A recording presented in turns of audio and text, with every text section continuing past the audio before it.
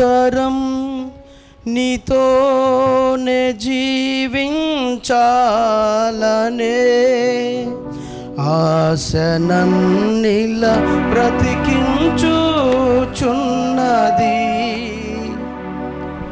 నా ప్రాణేశ్వరా యేసయ్యా నా సర్వస్వమా యేసయ్యా నిరంతరం నీతోనే జీవించాలనే ఆశలన్నీ బ్రతికించుచున్నది నిరంతరం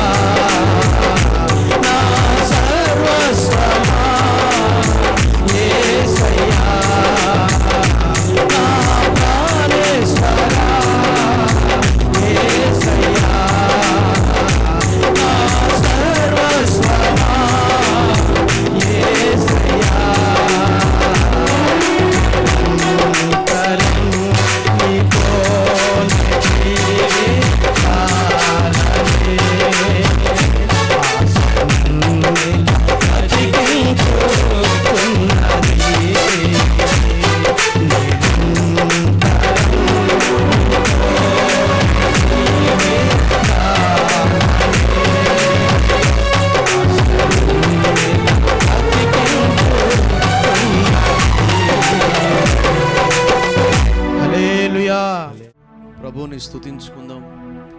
ప్రభువా, మీరు మా పట్ల చేసిన ప్రతి మేలుకై నీకు వందనాలు. మా పట్ల మీరు చేసిన కార్యములన్నిటికై నీకు స్తోత్రములయ్యా. యేసయ్యా నీకు స్తోత్రం. అందరూ ఎలుగెత్తి యేసయ్యా నీకు స్తోత్రం. స్తుతి చెల్లించాలి, స్తుతి చెల్లించాలి. కృతజ్ఞత గలవారమై ప్రభువుని స్తుతించుకుందామండి. రెండు చేతులు ఆకాశం తట్టు ఎత్తి, రెండు చేతులు ఆకాశం తట్టు ఎత్తి, ఈ 2025 గడిచిన 5 నెలలు ప్రభు మనల్ని కాపాడుకుంటూ వచ్చినందుకు స్తోత్రాలు చెల్లిద్దాం. బిగ్గరగా, ఇంతమంది ఉన్నాం, బిగ్గరగా స్తోత్రం, స్తోత్రం, స్తోత్రం. గడిచిన నెలంతా క్షేమాన్ని ఇచ్చి మరొక నెలలో మనల్ని సజీవ లెక్కలో ఉంచిన యేసయ్యకు స్తోత్రాలు చెల్లిద్దాం.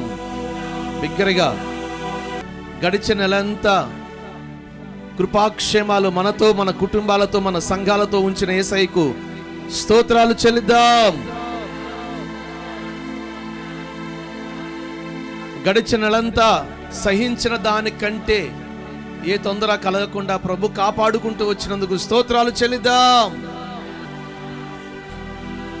ఎవరి జీవనోపాధానికి ఏవైతే ఇచ్చారో వాటన్నిటిలో ప్రతి ఒక్కరికి తోడుగా ఉంటూ వచ్చిన యేసయ్యకు స్తోత్రాలు చెల్లిద్దాం. గడిచిన నెలంతా దివ్యమైన ఆయన సన్నిధి తోడుగా ఉంచి మన కంటికి కనబడనివి, చెవికి వినబడనివి, హృదయానికి గోచరము కాని ఎన్నో మేలులు అనుక్షణం ప్రభు చేస్తూ వచ్చారు. వాటన్నిటిని బట్టి చేతులెత్తి కొద్దిసేపు యేసయ్యకు స్తోత్రాలు చెబుదాం. యూదా స్తుతి గోత్రపు సింహమా, యేసయ్యా నా ఆత్మీయ ప్రగతి స్వాధీనమా.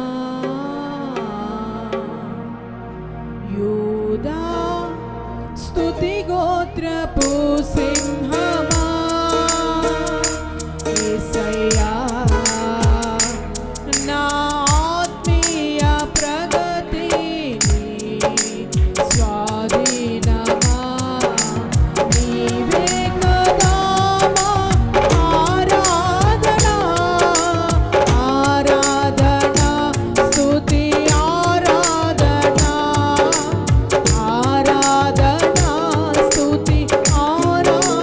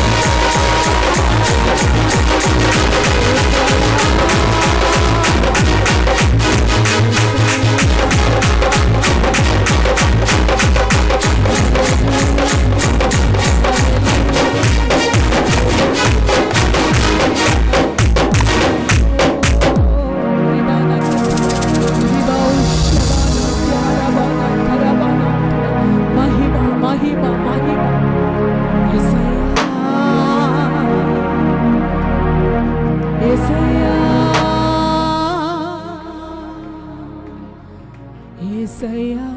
ప్రభు తట్టు ఒక్కసారి మన చేతులెత్తి చూపుదామా? ఆరాధన మధ్యలో సంచరించు యేసయ్య తట్టు మన చేతులెత్తి, దేవా నీకే మా హృదయపూర్వకమైన స్తుతి ఆరాధన. నీవేనయ్యా, నీవేనయ్యా, నీవేనయ్యా, నీవేనయ్యా. ఓరి బాలక తురా బాలక శవర బాలంతుడా.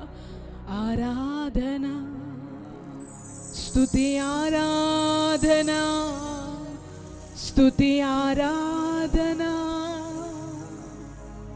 హల్లెలూయా, హల్లెలూయా. మహాపరిశుద్ధుడివి, మహోన్నతుడివి, సర్వాధికారివి, గొప్ప దేవుడివి, సర్వశక్తి సంపన్నుడివి, మేఘారుడివి. నీకు స్తోత్రములు నాయన. మా మధ్యలో సంచరించువాడా నీకు స్తోత్రములు. ఈ నెల ఈ మొదటి పునరుద్ధానపు దినాన నీ సన్నిధిలో నిలిచే భాగ్యం ఇచ్చినందుకు స్తోత్రములు. ఆశతో నాయన నీ బిడ్డలు నీ యొద్దకు వచ్చి ఉండగా, నీ వాక్కు కొరికెదురు చూస్తూ ఉండగా, శక్తి కలిగిన నీ వాక్కు చేత మీరు మాట్లాడమని వేడుకుంటున్నాం.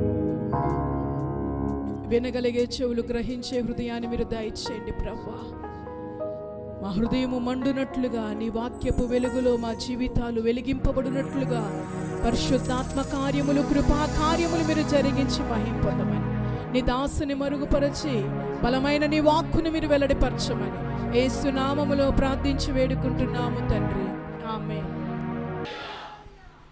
దేవుని వాక్యాన్ని చూసుకుందాం. హగ్గయి గ్రంథం 2వ అధ్యాయం 4వ వచనం చదువుకుందాం. 4వ వచనం ఆఖరి భాగం. స్వరమెత్తి తన సేవకునితో ప్రభు మాట్లాడిన మాట: దేశములోనున్న సమస్త జనులారా, ధైర్యము తెచ్చుకొని పని జరిగించుడి, నేను మీకు తోడుగా ఉన్నాను. ఇదే సైన్యములకు అధిపతియగు యెహోవా వాక్కు. హల్లెలూయా. మరి ఈ నెల ప్రభు ఇస్తున్న ఈ చక్కని వాగ్దానం ఏమనంటే, ధైర్యము తెచ్చుకొని పని జరిగించు, నేను మీకు తోడుగా ఉన్నాను.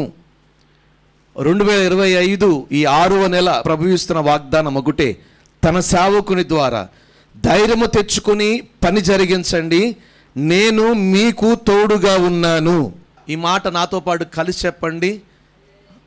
ధైర్యము తెచ్చుకొని పని జరిగించండి, యేసయ్య మనకు తోడుగా ఉన్నాడు.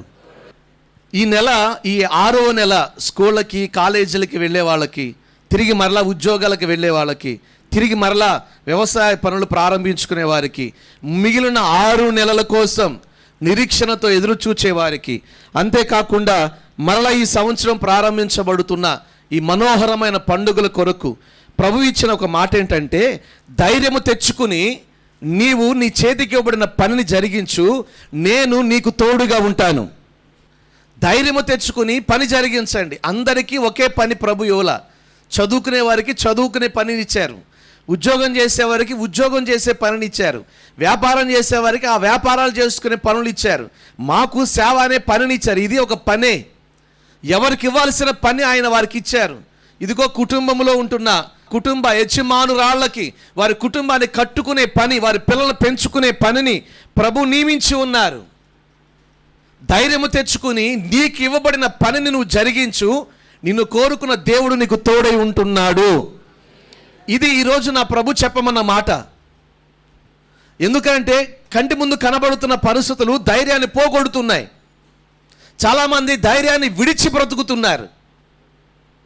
అది కుటుంబ పరిస్థితులైనా, పిల్లల పరిస్థితులైనా, ఆర్థిక పరిస్థితులైనా, అనారోగ్య పరిస్థితులైనా, జీవితంలో ఎదురయ్యే ప్రతి పరిస్థితికి మనిషి చాలా కృంగిపోతున్నాడు. నా వల్ల కాదు అనుకుంటున్నాడు, నేను చెయ్యలేను అనుకుంటున్నాడు. అయిపోయినాయి అప్పుడే లెక్క పెట్టుకుంటున్నారు.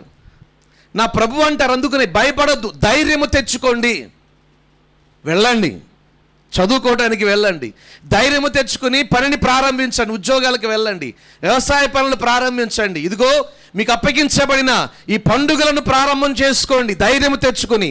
మీరు ధైర్యము తెచ్చుకుంటే మీరు పనిని జరిగిస్తే ఇదిగో మనల్ని కోరుకున్న దేవుడు మనకు తోడై ఉండబోతున్నాడు. గట్టిగా చెప్పాలి. ఈ సంవత్సరం అంతటా విద్యార్థులకి వారి విద్యా సంవత్సరం అంతటా ప్రభు తోడుగా ఉండునుగాక. ఉద్యోగస్తులకు తోడుగా ఉండునుగాక. చేతి పనులు చేసుకుంటున్న వారికి ప్రతి ఒక్కరికి తోడై ఉండునుగాక. మన ముందున్న ఇదిగో ఈ 7 శుక్రవారాల మనోహరమైన పండుగలకు ప్రభు తోడై ఉండునుగాక. హల్లెలూయా. నువ్వు ధైర్యం తెచ్చుకుంటే పనిని జరిగిస్తే ప్రభు తోడుగా ఉంటారు. ఎందుకు ఆ మాట ప్రభు అక్కడ చెప్పవలసి వచ్చింది? ఈరోజు చాలామందికి వాళ్ళ జీవితంలో జరిగే కొన్ని పరిస్థితులు నిరుత్సాహం. ఎటువంటి నిరుత్సాహం అక్కడ కలిగింది? 3. పూర్వకాలమున ఈ మందిరముకు కలిగిన మహిమను చూచిన వారు మీలో ఉన్నారు. సొలొమోను కట్టిన దేవాలయం, ఆ ప్రారంభోత్సవం, ఇదిగో ఆ రోజు జరిగిన మహిమగల కార్యాలు అవన్నీ చూచిన వారు మీలో కొంతమంది ఉన్నారు. అంతేనా? ఇంకేమంటున్నాడు అక్కడ? అట్టి వారికి ఇది ఎట్టిదిగా కనబడుచున్నది. ఆ రోజు వాటిని చూచిన వారికంట ఇదిగో ఇప్పుడు కడవరి కాలంలో ఉన్న ఈ మందిరం యొక్క స్థితి ఎట్టిదిగా అనిపిస్తుంది. అప్పుడే బాగుంది, అప్పుడు మహిమ ఉంది, అప్పుడు ఉజ్జీవం ఉంది, అప్పుడు కార్యాలు జరిగాయి, అయ్యో అని ఆ రోజు చూచిన వారంట ఈరోజు పరిస్థితిని చూచుకుని ఇదిగో ఎట్టిదిగా వారికి కనబడతా ఉంది. దానిలో ఇది ఎందునను పోలినది కాదని తోచుచున్నది. అసలు ఏ విషయములోనూ ఆ కాలపు పరిస్థితులకి ఏ పోలిక ఉంది? పూర్వకాలమే బాగుంది, ఆ కాలమే బాగుంది, ఆ కాల పరిస్థితులే బాగున్నాయి. ఇలా ఆ కాలములో ఉన్నవారు కలిగి ఉన్న స్థితిని చూచుకుని కృంగిపోతున్నారు. కడవరి కాలపు స్థితిని బట్టి పోగొట్టుకున్నాం, ఆరోగ్యాన్ని పోగొట్టుకున్నాం, ఆశీర్వాదాన్ని పోగొట్టుకున్నాం, ఉజ్జీవాన్ని పోగొట్టుకున్నాం. ఒకప్పుడు ఆరోగ్యం ఉంది, ఒకప్పుడు నెమ్మది ఉంది, ఒకప్పుడు క్షేమం ఉంది, ఈరోజు పోగొట్టుకున్నాం అనుకుంటూ బ్రతుకుతున్న వారు చాలామంది నిరుత్సాహంతో బ్రతుకుతున్నారు. అందుకని నా ప్రభు ఒక మాట ఇస్తున్నాడు. ఏమన్నా తెలుసా? భయపడద్దు, ధైర్యము తెచ్చుకుని పని జరిగిస్తే నేను నీకు తోడై ఉండి ఏం చేస్తాను తెలుసా?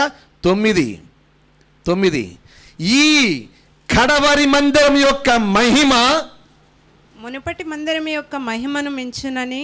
కొట్టండి గట్టిగా చప్పట్లు. కొట్టేది గట్టిగా కొట్టాలి. ఆమేన్. మునుపటి మహిమను చూచిన వారు మీలో ఉన్నారు. కడవరి మందిరపు స్థితిని చూచుకుని మీరు అనుకుంటున్నారు కదా, ఆ రోజే బాగుంది, అవే బాగున్నాయని. ఈ రోజు అటువంటి స్థితి లేదనుకుని ఒకప్పుడు ఆరోగ్యం ఉంది, ఈరోజు చూస్తే ఆరోగ్యం దిగజారిపోతుంది. ఒకప్పుడు ఆర్థిక సమృద్ధి ఉండేది, ఈరోజు కరోనా తర్వాత ఏది కలిసి రాక ఉన్నదని పోగొట్టుకుని జీవితం అంతా వెనక్కలాగుతున్న స్థితి. ఒకప్పుడు ఆత్మీయ ఉజ్జీవం ఉండేది. నిజమే.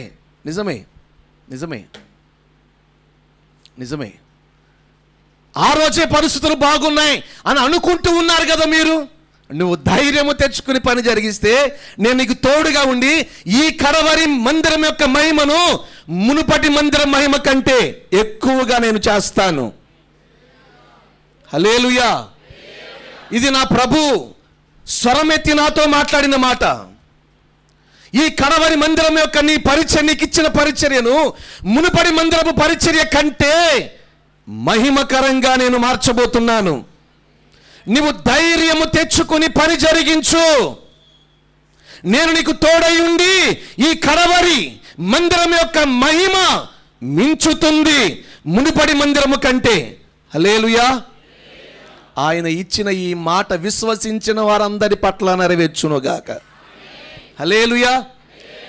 గత కాలపు స్థితిలో ఏది పోగొట్టుకుందాం అనుకుంటున్నారు, ఈరోజు ఈ స్థితిని చూసి ఎంతమంది కృంగిపోతానని ఈ స్థితికి ఊరటనిచ్చి ఇదిగో నీ నడుము కట్టి నిన్ను ధైర్యపరిచే ఒక వాగ్దానం. నువ్వు ధైర్యము తెచ్చుకుని పని జరిగిస్తే ఇప్పుడున్న ఈ కడపడి స్థితిని తిరిగి మరలా ఆశీర్వాదకరంగా మార్చునుగాక, తిరిగి ఆరోగ్యకరంగా మార్చునుగాక, తిరిగి ఆత్మీయ ఉజ్జీవకరంగా మార్చునుగాక. హల్లెలూయా. 12 గంటల ఉపవాస ప్రార్థనలో జరుగుతూ ఉంది. సడన్గా నాకు ఫోన్ వచ్చింది. ఎత్తి నేను మాట్లాడుతుండే పాస్టర్ గారండి ఇక్కడి నుంచే, ఏంటనంటే ఒక సిస్టర్ వచ్చి దర్శనం చెప్పారండి అని. ఏంటి ఆ దర్శనం అని అంటే, ఇదిగో ప్రార్థన చేస్తున్నప్పుడు పలానా విషయంలో ఒక స్కెల్టెన్ కనబడతా ఉంది అంట, ఒక అస్థిపించడం కనబడుతుందంట, ఎండిపోయిన ఒక ఎముకల గూడు కనబడుతుందంట సంఘంలో. నేను దాని విషయంలో ప్రార్థన చేస్తున్నా, ప్రభువా నువ్వు ఎందుకు ఇది బయలుపరిచావయ్యా, ఉపవాసం ఉన్నప్పుడు ఎందుకు బయలుపరిచావయ్యా, ఎండిపోయిన ఈ ఎముకలు ఏంటయ్యా, ఈ స్థితి ఏంటయ్యా, ఈ స్కెల్టెన్ ఏంటయ్యా అని అంటూనే ఉన్నా ప్రభుతో.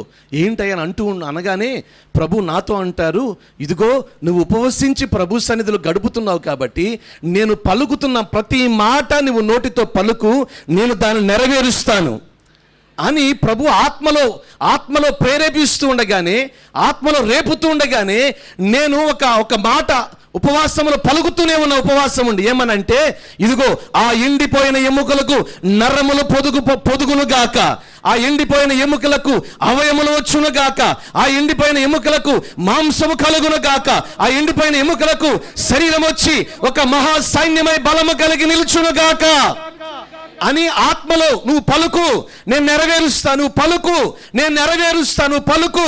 ఎందుకనంటే ఆ రోజు యెహెజ్కేలుతో ప్రభు అదే చెప్పారు, ఇది జరుగునా, ఎండిపోయిన ఈ ఎముకలు సైన్యమై నిలబడతాయా? ఒక ప్రశ్న లేదు. ప్రభు అన్నారు నువ్వు పలుకు. జీవము గల దేవుడు సెలవిచ్చినట్లుగా యెహెజ్కేలు నిలబడి ఎండిపోయిన ఆ ఎముకల ఎదుట నిలబడి ప్రవశిస్తూనే ఉన్నాడు. ఏమైనా తెలుసా? ఎండిన ఎముకలకు నరములు వచ్చునుగాక. హల్లెలూయా. ఈరోజు నా ప్రభు ఎందు నిమిత్తం ప్రార్థింపజేస్తున్నారు నిశ్చయముగా. ఎందుకనంటే పైకి రూపం కనబడుతుంది కానీ లోపల అంతా డొల్లైపోయింది. నిజమే, చాలామంది జీవితంలో ఆత్మీయతను పోగొట్టుకుని ఏదో భక్తిగా కనబడుతున్నట్టు ఉన్నారు కానీ వాస్తవం లోపల డొల్లే కనబడుతుంది.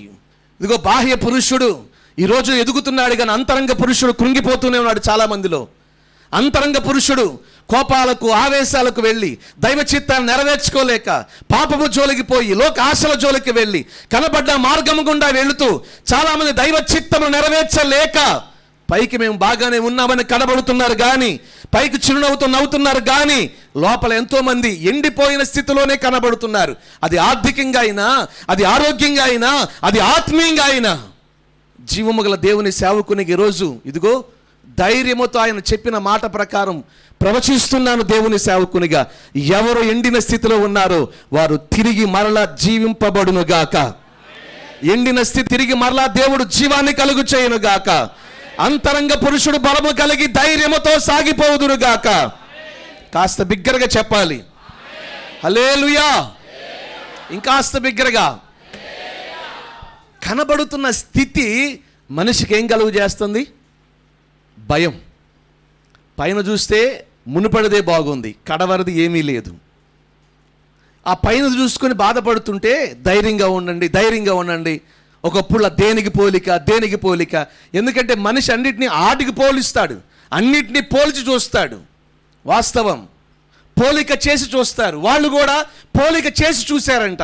అప్పుడున్న పరిస్థితులు, ఇప్పుడున్న పరిస్థితులు, అయ్యో మునుపడి పూర్వకాలంలో ఉన్న మందిర పరిస్థితే బాగుంది, కడవరి మందిర పరిస్థితి, దేనికి పోలిక దానికి అనుకుంటూ ఉన్నారు. ఆ స్థితి వారికి నిరుత్సాహాన్ని తీసుకొచ్చింది. దేన్ని బట్టి ధైర్యం తెచ్చుకోవాలి? నిజమే కదా, సమాజంలో ధైర్యంగా వెళ్ళి సువార్తను ప్రకటించడానికి అవకాశం లేదు. ఆ మధ్యన ఒక సిస్టరు ఏదో గవర్నమెంట్ ఆఫీస్కి వెళ్ళి, మా పాప కాలేజీలో జాయిన్ అవుతున్నారండి, కొంచెం పలానా సర్టిఫికేట్ కావాలి అని అంటే, సరే సర్టిఫికేట్ ఆ కాగితం తీసుకొచ్చి ఫిల్ చేస్తా చెప్తా ఉంటే మీ రాస్తా ఉన్నారు. పేరు, ఊరు, ఇంటి పేరు, కులం అన్నీ రాయాలి కదా. అన్నీ రాస్తా ఇలా తల ఎత్తిలా చూసి, ఏంటమ్మా నువ్వు పెట్టుకోలేదు అందంట ఆమె. అక్కడ కూర్చున్న ఆఫీసర్, లేడీ ఆఫీసర్. ఆ సిస్టరు, నేను యేసు ప్రభుని నమ్ముకున్నానండి అన్న. యేసు ప్రభుని నమ్ముకున్నావా? మరి ఓసి ఎందుకు పెట్టావు ఇందులో? కన్వర్టెడ్ క్రిస్టియన్ పెట్టాలి కదా, ఎంతకాలం మోసం చేస్తావు అందంట. నేనేం మోసం చేశాను? మన సుప్రీంకోర్టు ఇచ్చింది, కులం వేరు మతము వేరు, దానికి దీనికి ముడి పెట్టొద్దు అని చెప్పని ఇచ్చింది. వాస్తవం కదా. సరే 4 మాటలు పౌరుషంగా మాట్లాడి, ఎందుకు ఎక్కడ ఉంటున్నామని నేను విజయవాడలో ఉన్నా, మరి ఊళ్ళోకి ఎందుకు వచ్చావు? అక్కడే తీసుకొని కాగితం విసిరి కొట్టిందంట. నేను ఎవరని? గవర్నమెంట్ నీకు జీతం ఇస్తుంది, నువ్వు తీసుకోవాలి, వచ్చిన వాళ్ళతో దయగా ఉండాలి. నీకు ఇబ్బంది అయితే పై ఆఫీసర్ దగ్గర పంపాలి, అంతేగాని నోటి నిండా మాటలని పంపించడానికి ఎవరు అధికారం ఇచ్చారండి? వాస్తవం లోకంలో కనబడుతున్న పరిస్థితులను బట్టే చెప్తున్నాను. వెంటనే అప్పుడు సేవకురాల దగ్గరికి వచ్చి బాధపడితే సేవకురాలు నేను చెప్పాను, నా దగ్గరికి వచ్చి చెప్పారు, ధైర్యంగా ఉండమని చెప్పండి. మందిరంలో అక్కాళ్ళు ఉన్నారు కదా కొంతమంది, రిటైర్ అయిన వాళ్ళు, కలెక్టర్ ఆఫీస్లో వర్క్ చేసిన వాళ్ళు, వాళ్ళకి చెప్పండి, అక్క వాళ్ళు సలహా ఇస్తారంటే మాట్లాడి చేసి పెట్టారు ఆ సర్టిఫికేటు. నిజమే, వాస్తవమే కదా. ఈరోజు దేన్ని బట్టి ధైర్యం తెచ్చుకుందాం? డబ్బా వెనకమాలు ఏమి నిలవట్లా, అంతా పోగొట్టుకో. ఈ కరోనా తర్వాత నిలవలు ఉన్నాయన్నీ కరిగిపోయాయి. వాస్తవం, అవునా కాదా? ఏదైనా ఉన్నాయని అనుకుంటే ఎక్కడ కనబడుతున్నాయి? ఆరోగ్యమా?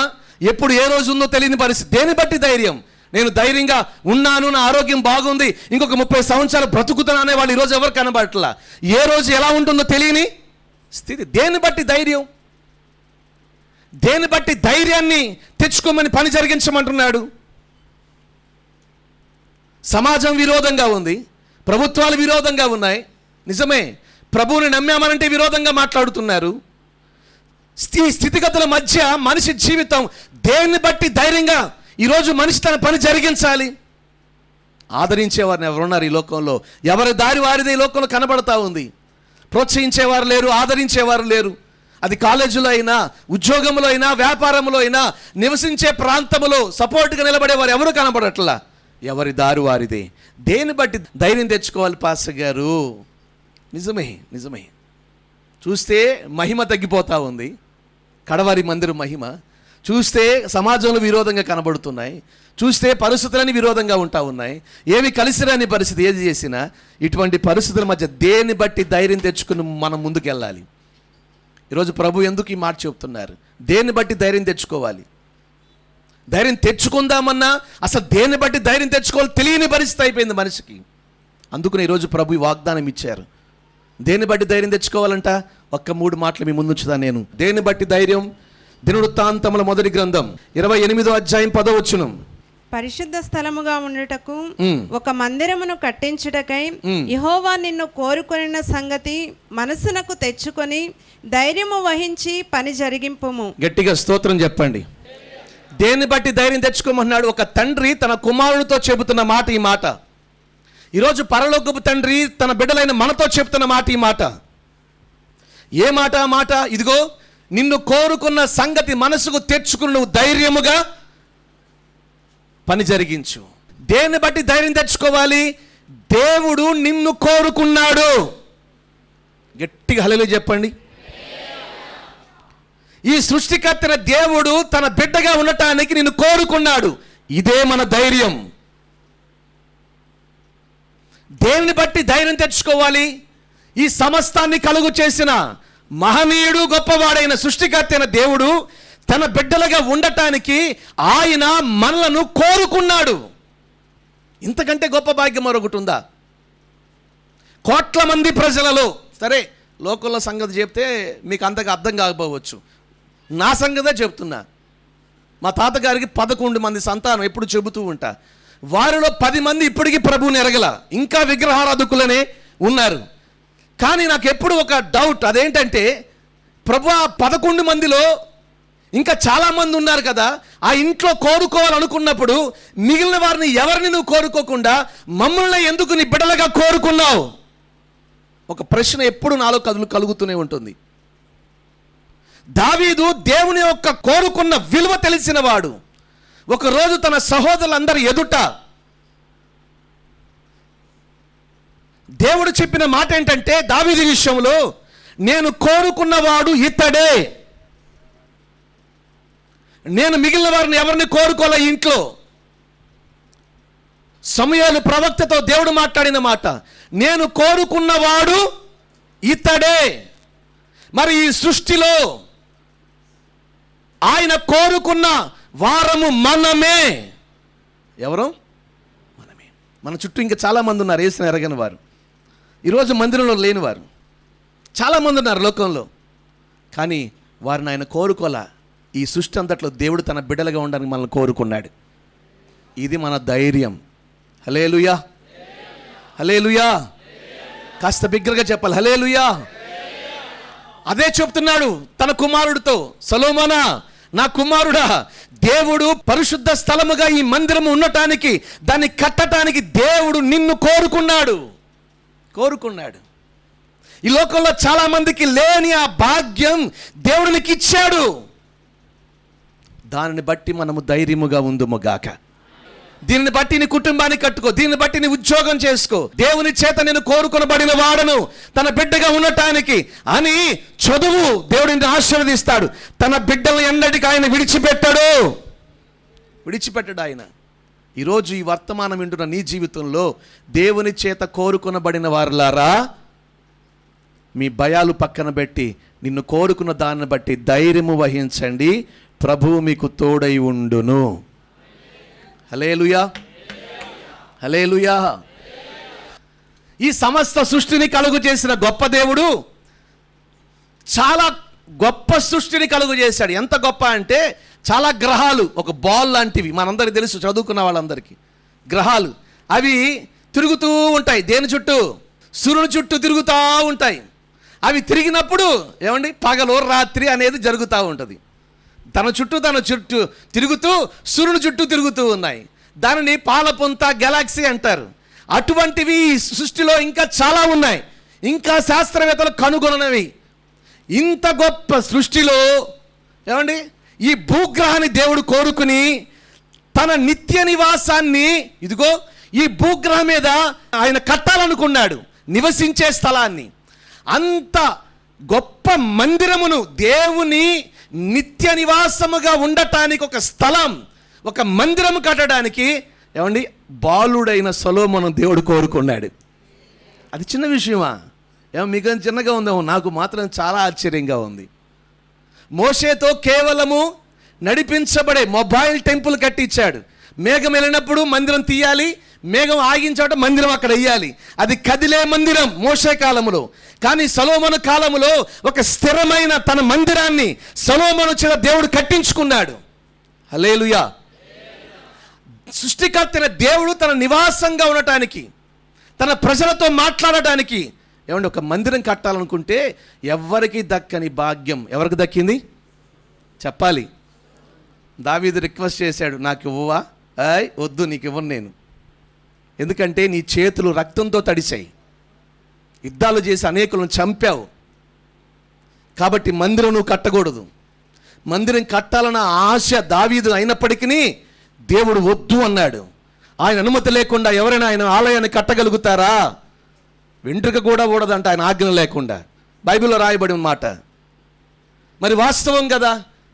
వజ్ర వైఢూర్యాలు, బంగారం, వెండి, చెక్క, రాయి, అన్ని ఇనుము అన్నీ సిద్ధపరిచి ఇదిగో సొలొమోను చేతికి ఇచ్చి ఇప్పుడు అంటాడు, పరిశుద్ధ స్థలముగా ఉండటానికి ఒక మందిరాన్ని కట్టడానికి దేవుడు నిన్ను కోరుకున్నాడు. అది మనసుకు తెచ్చుకుని ధైర్యముగా పని జరిగించు. హల్లెలూయా. సృష్టి ఆరంభము నుండి నేటి వరకు, మరలా చెప్తున్నాను, సృష్టి ఆరంభము నుండి నేటి వరకు జీవము గల దేవుని నివాస స్థలముగా ఉండటానికి ఆయన ఏర్పరచుకున్న ఆ యెరూషలేము మందిరమును కట్టడానికి ఒక్కడిని కోరుకున్నాడు దేవుడు సొలొమోన్ని. అది చిన్న విషయం కాదు, అది చిన్న విషయం కాదు. ఈరోజుగా ప్రాకారం ఉంది, వాస్తవం. ఈరోజు కూడా 1000 సంవత్సరాలు అయిపోతున్నా మరి అంత గొప్ప భాగ్యం దొరికితే అనుకుంటున్నాడు, నా అన్నలు నాకు సహకరించట్లేదు, నేను బాలు నన్ను తృణీకరిస్తున్నారు. సొలొమోను దేవుడు కోరుకున్న సంగతి తెలిసి కూడా దావీదు పెద్ద కుమారుడు అబియా అనుకుంటా రాజుగా తను తాను ప్రకటన చేసుకున్నాడు. బొడ్డోడు ఆడికేం జ్ఞానం ఉంది అని సొలొమోను తృణీకరించాడు. అందుకనే జ్ఞాని అయిన సొలొమోను దేవుని పాదాలు పట్టుకుని అడిగింది ఏంటో తెలుసా? తన శత్రువులను నశింపచేయమని కాదు, అసలు నాకు జ్ఞానమే లేదయ్యా, నీ ప్రజలను పరిపాలించడానికి నాకు జ్ఞానం ఇవ్వు అని అడిగాడు. వాస్తవం. ఏమీ చేతకాని వాడిని, ఏమీ తెలియని వాడిని, నిజమే బాలుడిగా అందరి చేత తృణీకరించబడిన వాడిని తీసుకుని వచ్చి తన నివాస స్థలముగా ఉండటానికి ఒక మందిరాన్ని సొలొమోను చేత దేవుడు కట్టించుకున్నాడు. హల్లెలూయా. అంత గొప్ప భాగ్యం దేవునికి ఇచ్చాడు. అందుకనే తండ్రి అంటున్నాడు దావీదుతో, నాకు దక్కలేదురా భాగ్యం, దేవుని మందిరాన్ని కట్టడానికి దేవుడు నేను కోరుకున్నాడు. అది మనసుకు తెచ్చుకుని ఈ తృణీకారాలను పక్కన పెట్టి నువ్వు ధైర్యము తెచ్చుకుని పని జరిగించు. ఈరోజు కూడా ప్రభు పేరిట అదే చెప్తున్నాను. ఈ లోకంలో మీకు కనబడుతున్నాయి, వినబడుతున్నాయి ఏవైతే ఉన్నాయో మీ జీవితంలో ఏవైతే మీకు నిరుత్సాహాన్ని కలుగు చేస్తున్నాయో వాటన్నిటిని పక్కకు త్రోయండి. జీవము గల దేవుని మాట చేత పట్టుకోండి. తన బిడ్డగా ఉండటానికి ప్రభు నిన్ను కోరుకున్నాడు. అది ఉద్యోగం చేయటానికా, వ్యాపారం చేయటానికా, చదువుకోవటానికా, లేకపోతే ఇదిగో సేవ చేయటానికా, నిన్ను కోరుకున్నాడు. దాన్ని మనసుకు తెచ్చుకుని నువ్వు ధైర్యము తెచ్చుకుని అడుగులు ముందుకు వేస్తే ప్రభు నీకు తోడై ఉండునుగాక. హల్లెలూయా. అందుకని అంటాడు ఏమనంటే, దావీదునేమో రాజుగా ఉండడానికి కోరుకున్నాడు, ఇత్తడే నేను కోరుకున్నవాడిని. సొలొమోన్నేమో మందిరమును. నేను ఎప్పుడు ఆలోచిస్తూ ఉంటా, దైవజనులతో పాటు సేవ ప్రారంభించిన అంటే 30 సంవత్సరాలు ఈరోజు కూడా వాళ్ళు సరైన ఒక స్థిరమైన మందిరం లేక అలాగే నిలిచిపోయిన వారి లోకంలో చాలామంది ఉన్నారు, దైవజనులతో ప్రారంభించిన వారు. కానీ వారి చేత దేవుడు సుమారు వారు 26 సంవత్సరాల సహవాసంగా సేవ గడితే 26 కంటే ఎక్కువ మందిరాలు దేవుడు వారి ద్వారా కట్టించాడు. వాస్తవం, అదొక గొప్ప భాగ్యం. జీవము గల దేవుని మందిరము కట్టడం అంటే దేవుడు అటువంటి భాగ్యాన్ని దాన్ని కట్టడానికి దేవుడు కోరుకున్నాడు. ఈరోజు దేవుని సేవకునిగా కూడా అదే చెప్తున్నాను. ఈ మహాపట్టణములో జీవము గల దేవునికి ఆయన నివసించి తన ప్రజలను దీవించడానికి, అడుగుపెట్టిన వారితో మాట్లాడడానికి, మహిమగల మందిరములుగా కట్టడానికి దేవుడు తన సేవకుని కోరుకున్నారన్న సంగతి తన సేవకునికి తెలుసు. కాబట్టి ఆయన కోరుకున్న విధానాన్ని బట్టే ఈరోజు సేవకుడు ధైర్యంగా ముందుకు సాగిపోతున్నాడు. హల్లెలూయా. మనం అనుకుంటే జరిగేవి కావు ఏవి. డబ్బుతోనో, ఆలోచనతోనో, లేకపోతే పదవులతోనో జరిగేవి కావు. ఆయన ఉద్దేశాలు, ఒక వ్యక్తిని ఆయన కోరుకుంటాడు, ఆయన ద్వారా తన పనిని జరిగించుకుంటాడు. ఈరోజు నిన్ను కోరుకున్నాడు, నీ గ్రామంలో, నీ కుటుంబంలో నిన్ను కోరుకున్నాడు తన బిడ్డగా ఉండటానికి. అది మనస్సుకు తెచ్చుకుని నువ్వు ధైర్యముగా పని జరిగించు, నా ప్రభు నీకు తోడై ఉండునుగాక. అందుకని అంటాడు ఏమనంటే, ఇదిగో రాజుగా ఉండడానికి కోరుకున్నాడు, మందిరము కట్టడానికి కోరుకున్నాడు. మరొక్క మాట మీ ముందుంచాలి. దినవృత్తాంతము 2వ గ్రంథం 7వ అధ్యాయం 16వ వచనం. నా పేరు ఈ మందిరమునకు నిత్యము ఉండునట్లుగా నేను దాన్ని కోరుకొని పరిశుద్ధపరచితిని. దేన్ని కోరుకున్నాడంట? నిత్యము నా పేరు ఉండేట్లుగా దాన్ని కోరుకుని నేను పరిశుద్ధపరిచాను. 3వ మాటగా కోరుకున్నవాడు పరిశుద్ధపరుస్తాడు. గట్టిగా స్తోత్రం చెప్పాలి.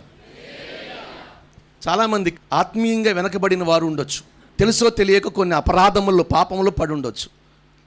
నేను గమనిస్తూ ఉంటా, బల్లారాధన కొంతమంది రక్షించబడిన వారు కూడా లేచి వెళ్ళిపోతూ ఉంటారు. నేను తర్వాత కనపడిన అడుగుతాను, ఏంటి మీరు బల్ల పాలుకోలేదు అని అంటే వాళ్ళు అంటారు, ఈరోజు కొంచెం అంత మనసు బాగలేదండి, మొన్న కొంచెం ఏదో తొందరపడాల్సి వచ్చింది, ఏదో కొంచెం ఇలా నడవాల్సి వచ్చింది. వాళ్ళ పర్సనల్ విషయాలు చెప్పుకుని నా మనసుకు అంతగా ధైర్యం సరిపోట్ల బల్లో పాల్గొనడానికి, అందుకని ఇలా ఆగిపోదాం అనుకుంటున్నాను అని అంటే నేను అంటాను, ఇప్పటికైనా ఒప్పుకోవచ్చు కదన్నా, దేవుడు పరిశుద్ధపరుస్తాడు కదా, ఇప్పుడైనా ఒప్పుకుని బల్లో పాల్గొండి, ఆయన క్షమించే దేవుడు, ఇంకెన్నడికి అది చేయనని చెప్పండి ఆయనతో. ఒక తీర్మానం కలిగి ఆయనలోకి వెళ్ళండి, ఆయన అంగీకరిస్తాడు. నిజమా పాస్టర్ గారు, క్షమిస్తాడా అంటే, ఇదిగో నిన్ను కోరుకుంది నిన్ను శిక్షించడానికి కాదు, నిన్ను పరిశుద్ధపరచడానికి. మీకు ఇంకొక మాట చెప్తా. ఇప్పుడు వర్షాకాలం వచ్చింది కదా, ఇక్కడ చాలామంది కార్లు ఉన్నాయి. మీరు బయటికి వెళ్ళినప్పుడు బురద అంటిందని చెప్పి దాన్ని పక్కన పడేస్తారా? సరే, కార్లు పక్కన పెడదామండి, చెప్పులకే అంటిని, చెప్పులు పక్కన పడేస్తారా? ఏం చేస్తారు? కడుక్కుని మళ్ళీ వేసుకుంటారా లేదా? మరి ఆయన కోరుకుని మనల్ని ఏర్పరచుకున్నాడే, చెప్పుల కంటే, కార్ల కంటే, బళ్ళ కంటే, ఇళ్ళ కంటే. ఇల్లు మాసిపోతుంటే మళ్ళీ రంగులు వేసుకున్నామా లేదా? మాసిపోయిందని ఇల్లు మారిపోతున్నామా? మరి వాటినే మనం అంత విలువగా చూసుకున్నట్టే, వాటన్నిటికంటే విలువైనది ఆయన నిర్మించిన ఇదిగో ఈ మనిషి యొక్క జీవితం. మరి ఇంత విలువైన ఆయన సృష్టించిన ఒక మనిషిని ఆయన ఎందుకు విడిచిపెడతాడు? మలినం అంటిందా? ఒకవేళ తొందరపాటు కలిగిందా? ఒకవేళ కాలు జారే పరిస్థితి కలిగిందా? జీవితంలో ఎక్కడైనా ఇదిగో ఆవేశాలకు వెళ్ళి ఆయన ఆజ్ఞలకు మీరడం జరిగిందా? ఎందుకు కురింగిపోతున్నారు? నిన్ను కోరుకున్నవాడు నిన్ను పక్కన పడేయడు. నేను మరలా చెప్తున్నాను, ఈరోజు చాలామంది జీవితాల్లో మనిషి స్థితి ఎలా ఉందంటే, మంచితనాన్ని చూడరు, బలహీనతలు మాత్రమే చూచే ఈ లోకంలో. నేను తిరిగి చెప్తున్నాను, నా దేవుడు మంచితనం కంటే బలహీనతల ముందు చూచి దాన్ని సరి చేయడానికి ఇష్టపడతాడు ఆయన. హల్లెలూయా. నీ బలహీనతలను చూచి నిన్ను పరిశుద్ధపరచడానికే దేవుడు నిన్ను కోరుకున్నాడు. ఈరోజు ఇక్కడ అడుగుపెట్టిన వారందరినీ నా ప్రభు కోరుకున్నాడు కాబట్టి ఆయన పరిశుద్ధపరచునుగాక. ఇది మనసుకు తెచ్చుకో. మరలా చెప్తున్నా, ఇది మనసుకు తెచ్చుకో. సమాజంలో కనబడుతున్న పరిస్థితులను చూచుకుని ధైర్యాన్ని విడిచిపెట్టొద్దు. నీ దేవుడు నిన్ను కోరుకున్నాడన్న సంగతి, నిన్ను ఒక ప్రత్యేకమైన పని కొరకు కోరుకున్నాడు అన్న సంగతి మనసుకు తెచ్చుకుని ధైర్యముతో పని జరిగించు. నీ దేవుడు నీకు తోడై ఉండబోతున్నాడు. అందుకనే భక్తుడు అంటాడు, ఏమన్నా తెలుసా, నా దోషములు, నా అతిక్రమములు, నా పాపములు మరి ఇంకెన్నడికి జ్ఞాపకము రాకుండా ఉన్న నిమిత్తం ఆయన వాటిని సముద్రపు అగాధములో వేశాడు. కారణం నన్ను కోరుకున్నాడు కాబట్టి అవి గుర్తుకు రాకుండా ఆయనను చూచినప్పుడు వాటన్నిటిని ఆయన అగాధములోకి వేసేశాడు. మరి ఈరోజు ఇక్కడ అడుగుపెట్టిన వారిని ఎందుకు కోరుకున్నాడు? నిన్ను పరిశుద్ధపరచడానికి. ఎందుకు కోరుకున్నాడనంటే నిన్ను రాజులుగా చేయటానికి. వాస్తవమే కదా, దావీదును రాజుగా కోరుకున్నాడు. ఎందుకు కోరుకున్నాడు తెలుసా? ఈ భూలోకంలో ఎవరికి దక్కని గొప్ప భాగ్యం దేవుని మందిరం. ఆ కాలంలో సొలొమోను కట్టింది, ఈ కాలంలో మన హృదయం అనే దేవుని మందిరాన్ని కట్టుకుని ఆయన నివాసంగా ఉండటానికి. హల్లెలూయా. ఇది మనసుకు తెచ్చుకుని మనము ధైర్యంతో ముందుకు సాగిపోదుముగాక. ఈ 6 నెలలు చాలా ప్రాముఖ్యమైనది, మరలా చెప్తున్నాను. ఎందుకంటే మరొక 6 నెలలు మన ముందుంది, సంవత్సరం మధ్యలో ఉన్నాం.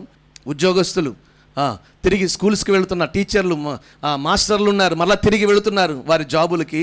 వ్యవసాయదారులు మరలా వ్యవసాయాన్ని ప్రారంభించుకుంటున్నారు. మనం సేవలో 3 టర్ములు అయితే, ఒక టర్మ్ పూర్తయింది మనకి. సువార్త టర్మ్ అయిపోయింది. ఇప్పుడు ఉపవాస ప్రార్థన టర్మ్ మొదలయ్యింది.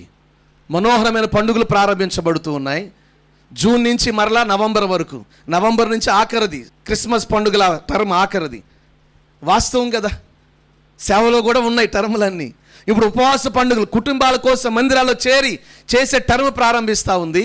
కాబట్టి ఇదిగో ధైర్యము తెచ్చుకుని పని జరిగిస్తే నిన్ను కోరుకున్నాడు ఈ పని నిమిత్తం. హల్లెలూయా అన్న సంగతిని మనసుకు తెచ్చుకుని నువ్వు ధైర్యంగా ముందుకు వెళ్తే నిన్ను కోరుకున్న దేవుడు నీకు తోడై ఉండబోతున్నాడు. ఒకటి, దేన్ని బట్టి ధైర్యం అంట చెప్పాలి అందరూ. నిన్ను కోరుకున్నాడు, నిన్ను కోరుకున్నాడు, నిన్ను కోరుకున్నాడు. దేనికోసం?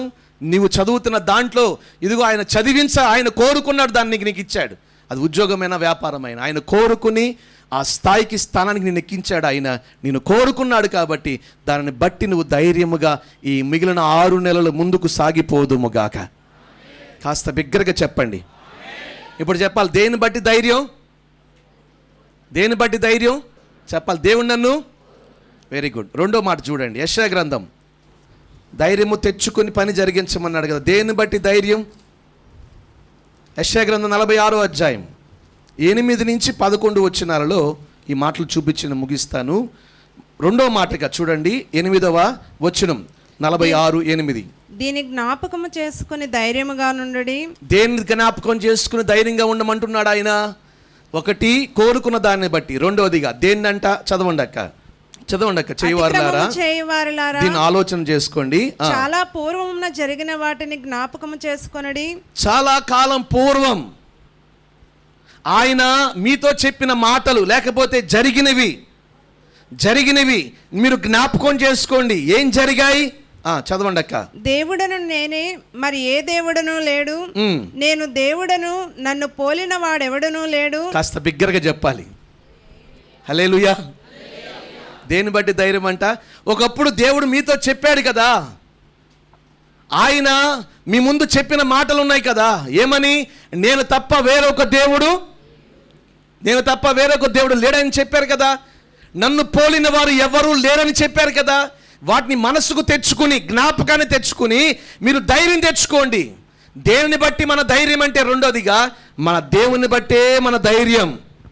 నమ్మిన వారు ఆమేన్ చెప్పాలి. ఒకటి, మనల్ని కోరుకున్నాడు సృష్టికర్తైన దేవుడు, ఇది మన ధైర్యం. రెండోదిగా మనం ఆరాధిస్తున్న దేవుడే మన ధైర్యం. నిజంగా యేసుక్రీస్తే మీ ధైర్యం అయితే ఒకసారి గట్టిగా చప్పట్లు కొట్టండి. చాలు. సండే స్కూల్ చిన్నపిల్లలు ఉన్నారే, వాళ్ళైతే మీకంటే గట్టిగా చెప్తారు. పిల్లలు, మన ధైర్యం ఎవరు? మరి నిజమే కదా, మన ధైర్యం ఎవరు? అందరు మన ధైర్యం ఎవరు? మన ధైర్యం ఎవరు? యేసయ్య కదా మన ధైర్యం. దేన్ని బట్టి ధైర్యం తెచ్చుకోవాలి?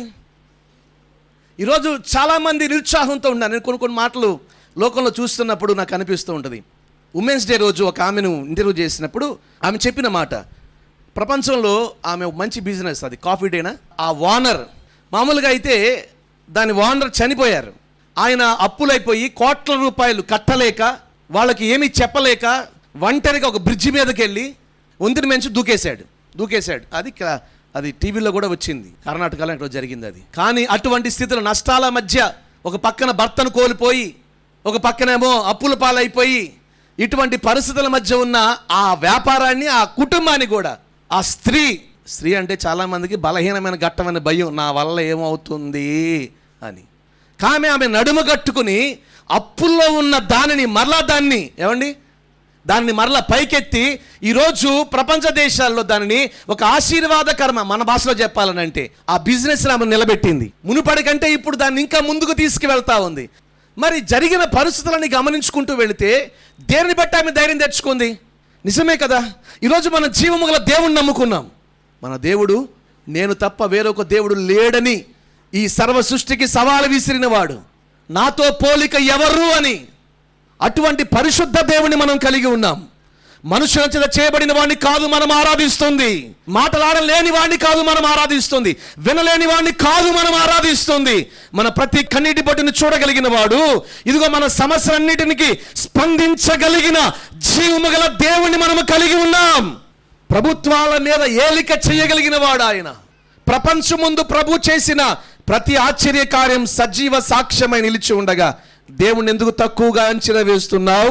సంగమా, నీ రోగాన్ని విడిపించలేడా? నీ సమస్యలు విడిపించలేడా? నీ కుటుంబ సమస్యలలో నెమ్మది ఇవ్వలేడా?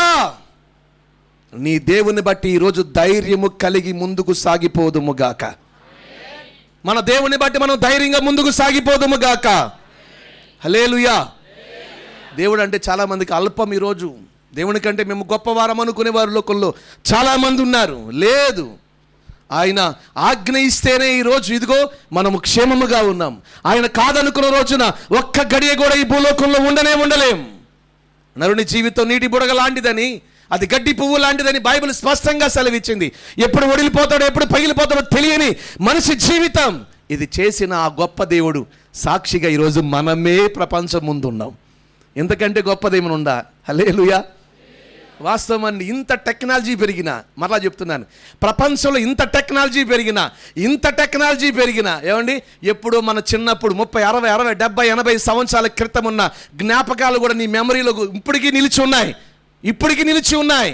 ఆయన నిర్మించిన టెక్నాలజీ ఏ మనుషుడు తయారు చేయగలడండి? 1 సంవత్సరం, 2 సంవత్సరాలు, 3 సంవత్సరాలు. కానీ 70, 80 సంవత్సరాల మెమరీ ఈరోజు కూడా ఇందులో ఉంది. ఆయన సృష్టించిన సృష్టి ఎంత గొప్పదో. హల్లెలూయా. ఆయన బట్టి మనము ధైర్యము తెచ్చుకుందుముగాక.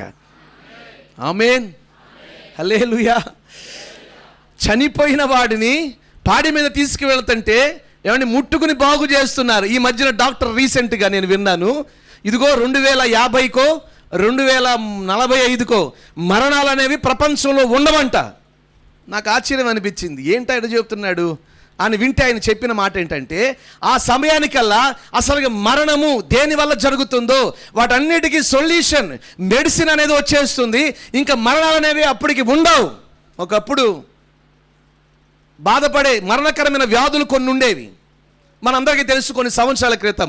ఈరోజు వాటికి వ్యాక్సిన్స్ వచ్చినాయి, ఇంకా రాకుండా వాటికి ఇదిగో విడుదల కలగడానికి మెడిసిన్స్ వచ్చాయి. ఒకప్పుడు వాటితో చాలామంది చనిపోయేవారు. వాస్తవం ఆయన చెప్తున్న డాక్టర్, శాస్త్రవేత్త చెప్తున్నాడు, మనిషి చనిపోడు, ఇంకా ప్రొలాంగ్ చేస్తాడు బ్రతకి. నేనంటాను, చచ్చిన వాడిని ఎవరైనా బ్రతికించగలుగుతారంటే నా యేసయ్య ఒక్కడే బ్రతికించగలడు. యాయిరు కుమార్తెను బ్రతికించాడు. ఏమండి, ఆ పాడి మీద మోసుకుని వెళుతున్న ఆ యవనస్తుని ముట్టి బాగు చేశాడు. అంతేకాదుండోయ్, మనందరికీ తెలిసిన ఒక వ్యక్తి ఉన్నాడు. ఎవరైనా 3 రోజులు సమాధిలో ఉన్నాడు. కంపు కొడుతున్న వాడిని సజీవంగా బయటికి తీసుకొచ్చాడండి. వాస్తవం, ఆయన వంటి దేవుడు ఒక్కరును, ఆయన పోలిన వారు ఒక్కరును. మరి ఆయన బట్టి ఈరోజు మనము ధైర్యము తెచ్చుకుని ఇదిగో ముందుకు సాగిపోదాం. మన దేవుడు మనకు నూతన జీవం ఇచ్చును గాక. ఆయన ఎంత గొప్ప కార్యమైనా చేయగలడు. ఆయన బట్టి ధైర్యంతో ముందుకు వెళదాం. ఇదిగో తిరిగి ఆయన ద్వారా నూతన జీవాన్ని, నేను మరలా చెప్తున్నాను, ఈరోజు వాగ్దానంలో మరొక మాట దాగి ఉంది. అదేంటంటే, మునుపడి నీ స్థితి కంటే కడబడి స్థితి మరలా ఆశీర్వాదకరంగా మార్చబడుతుంది. ఇది ఈరోజు నువ్వు ధైర్యంగా ముందుకు వెళితే తిరిగి మరలా ఉద్యోగం పొందుతావు, తిరిగి మరలా ఆరోగ్యాన్ని పొందుకుంటావు, తిరిగి మరలా అభివృద్ధి చెందుతావు.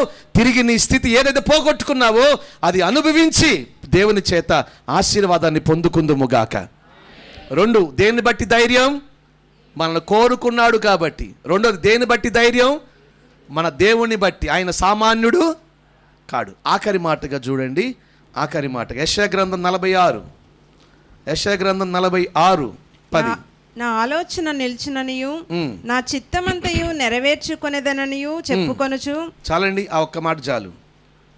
ఆయన చెప్పాడంట ఒకప్పుడు, వాటిని మీరు జ్ఞాపకం చేసుకుని ధైర్యం తెచ్చుకోమంటున్నాడు ఆయన. ఏమని చెప్పారంట ఆయన ఒకప్పుడు?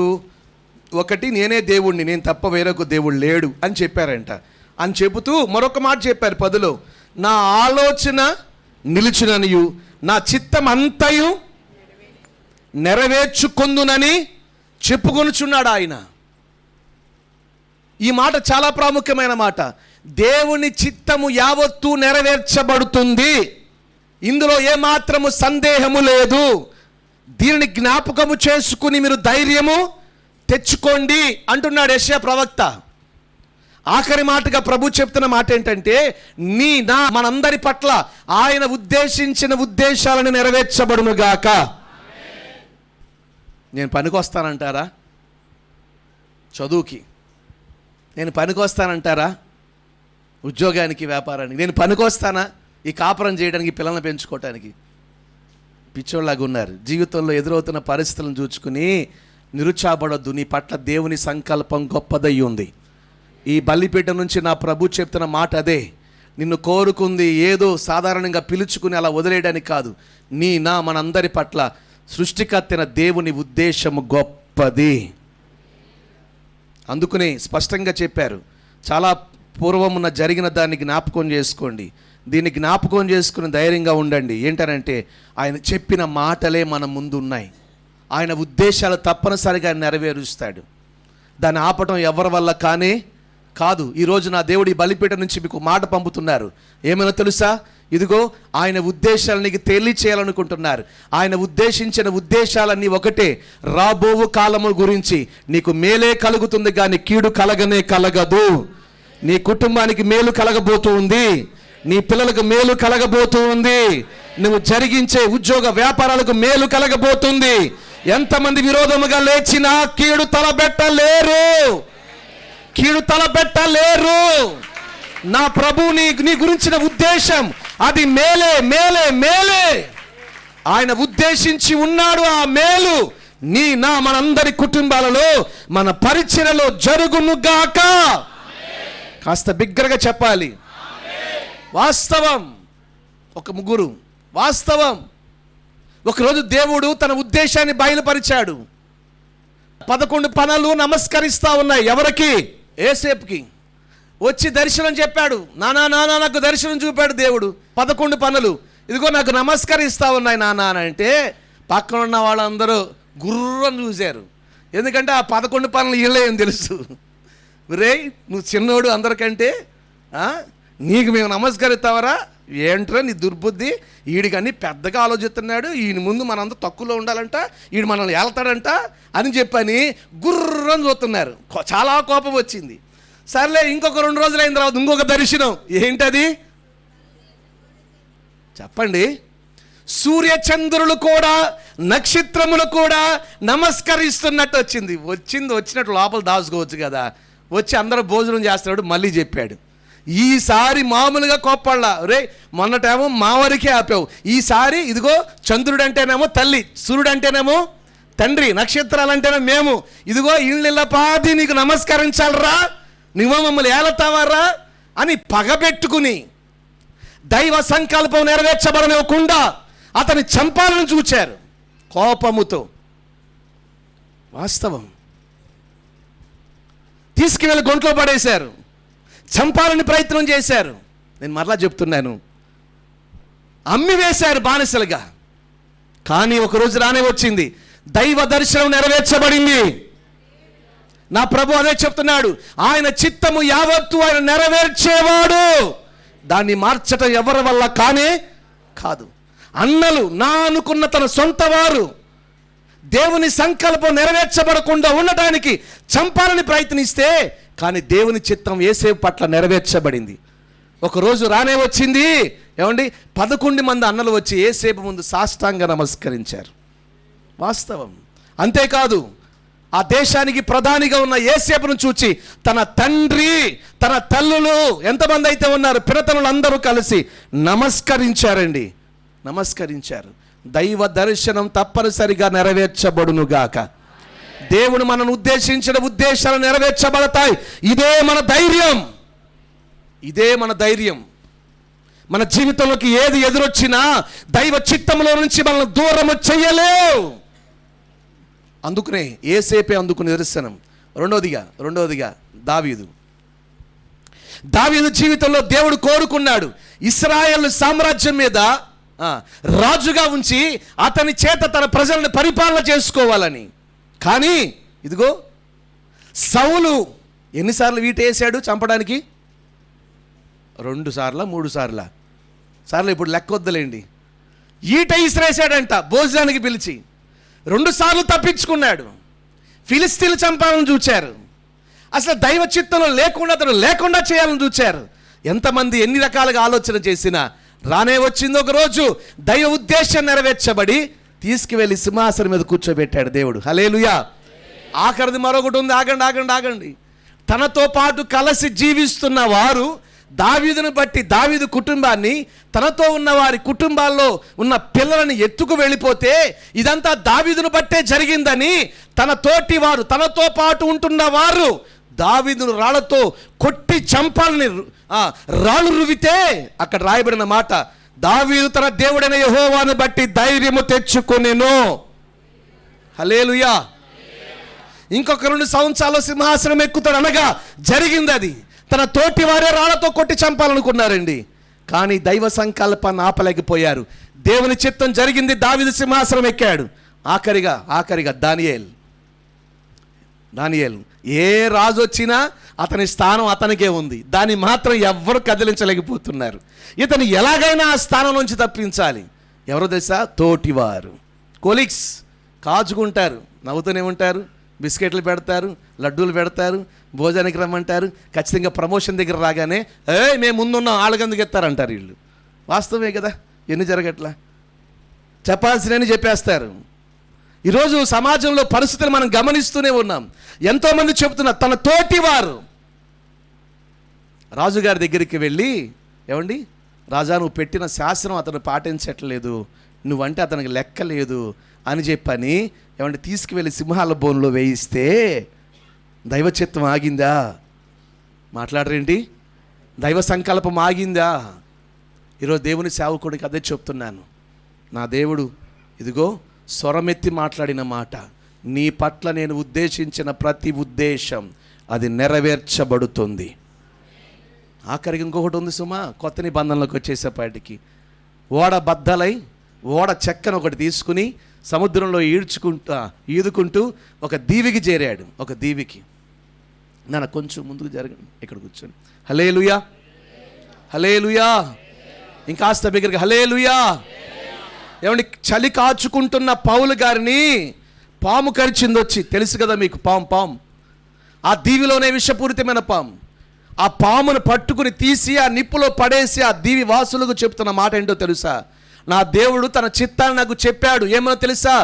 రోమా రాజ్యంలోకి నేను వెళతాను, రోమా చక్రవర్తి ఎదుట నిలబడి ఇదిగో తనకు సాక్ష్యం ఇస్తాను అని చెప్పని దేవుడు నాకు చూపాడు.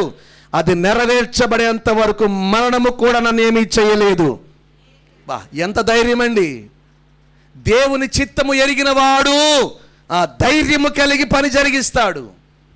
దైవ సంకల్పం నెరవేర్చబడుతుంది, దేవుని చిత్తం జరుగుతుంది. అది జరిగేంత వరకు మరణము కూడా మనల్ని సమీపించదు. ఒక్కళ్ళు ఆమెను చెప్పలా. ఎప్పుడు చూసిన భయం చున్నంత రోగం వద్ద చాలు ఇంకా పెద్ద ముసుగేస్తారు, చిన్న ముసుగు కూడా కాదు. మందుల్లో మాత్రం పెద్దది ఏదో చిన్న ఏరు, అదే చిన్న సమస్య వస్తే చాలు పెద్ద ముసుకొచ్చి ఇంక ఏడవటం మొదలు పెడతారు. వాస్తవమే కదా, ఇది జరిగేది, మన జీవితంలో జరిగేది కదా. నేను అంటాను, జీవితంలో ఏది ఎదురొచ్చినా ఆయన చిత్తం నెరవేర్చేంత వరకు ఏది మనల్ని చెయ్యదు అన్న ధైర్యం నీకు ఉండాలి. హల్లెలూయా, హల్లెలూయా. వాస్తవం అండి. మన ముందు సాక్షులుగా ఉన్నారు వీళ్ళందరూ. అది యేసేపైనా, దావీదైనా, దానియేలైనా, పౌలైనా. దైవ సంకల్పం వారి పట్ల నెరవేర్చబడేంత వరకు మరణము కూడా వాళ్ళని ఏమీ చేయలేకపోయింది. మరి ఈరోజు నువ్వు ఎందుకు భయపడుతున్నావు? ధైర్యము తెచ్చుకో. దేన్ని బట్టి? సమాజాన్ని చూస్తే నీకు అధైర్యమే కలుగుతుంది. సమాజంలో పరిస్థితులు నీకు అధైర్యం తీసుకుని వస్తాయి. నీ ఒంట్లో రోగాలు చూసుకుని నీకు అధైర్యం వస్తుంది. నీ ఇంట్లో ఉన్న సమస్యలు చూస్తే నీకు అధైర్యమే కలుగుతుంది. నీ జ్ఞానం, నీ తెలివి, నీ పరిస్థితులు చూసుకుంటే నీకు అధైర్యమే కలుగుతుంది. వీటితో నూతన విద్యా సంవత్సరాలకు పిల్లలు ఎలా వెళ్ళగలుగుతారు? మరలా ఎలా చదివించుకోవాలి? గత సంవత్సరమే ముక్కుతూ ములుగుతూ ఏదో ఎక్కడెక్కడ తెచ్చి కట్టాం, పిల్లలు చదివించుకున్నాం. ఈ సంవత్సరం ఎలా అనుకుంటున్నారా? అవి చూచుకుంటే మీకు భయమే కలుగుతుంది. లేదు, నిన్ను కోరుకున్నవాడు, ఇదిగో నువ్వు ఆరాధిస్తున్నవాడు, నీ పట్ల ఆయన సంకల్పము కలిగి ఉన్నవాడిని బట్టి ధైర్యం తెచ్చుకో. నీ కొరకు సమస్తమును సిద్ధపరచి ఈ విద్యా సంవత్సరం అంతా నీ పిల్లలు నడిపించునుగాక. ఈ సంవత్సరం అంతా ఇదిగో పనులన్నిటిని నడిపించునుగాక. ఈ మిగిలిన 6 నెలలు కూడా ఆయన చూచుకునుగాక. ఈ సంవత్సరం మునుపటి 5 సంవత్సరాల కంటే మహిమకరంగా మనోహరమైన పండుగలు జరిగించునుగాక. హల్లెలూయా. ఆయన ఇస్తున్న మాట పట్టుకుని వెళదాం. ఆ ధైర్యము తెచ్చుకొని పని జరిగించండి. నేను నీకు తోడుగా ఉంటాను. ఆ మాట నాకు ఎంతో ధైర్యం ఇచ్చింది. ఆ పైన మాట మునుపడు చూచిన వారు తలంచుకుంటున్నారంట, దేవుని దోబోలుగా అనుకుంటున్నారంట. ప్రభు అంటాడు, నువ్వు ధైర్యం తెచ్చుకుంటే నన్ను బట్టి, నిన్ను కోరుకున్న దాన్ని బట్టి, ఇదిగో అంతేకాదు, ఇదిగో నీ పట్ల కలిగి ఉన్న చిత్తాన్ని, సంకల్పాన్ని బట్టి ధైర్యం తెచ్చుకుంటే కడబడి నీ స్థితిని ఆ మొదటి స్థితి కంటే మహిమకరంగా నిలుపుతాను. ఇది నా ప్రభు ఇచ్చిన వాగ్దానం. కళ్ళు మూసుకోండి, ప్రార్థన చేసుకుందాం. ఆయన మాట తప్పడు, ఆయన మాట తప్పడు, ఆయన మాట తప్పడు. ధైర్యము తెచ్చుకొని పని జరిగించండి. నేను మీకు తోడుగా ఉన్నాను. స్వల్పంగా అంచొద్దు దేవుని ఆలోచనల్ని. దేవుడు కోరుకుంది అల్పంగా ఉండడానికి కాదండి.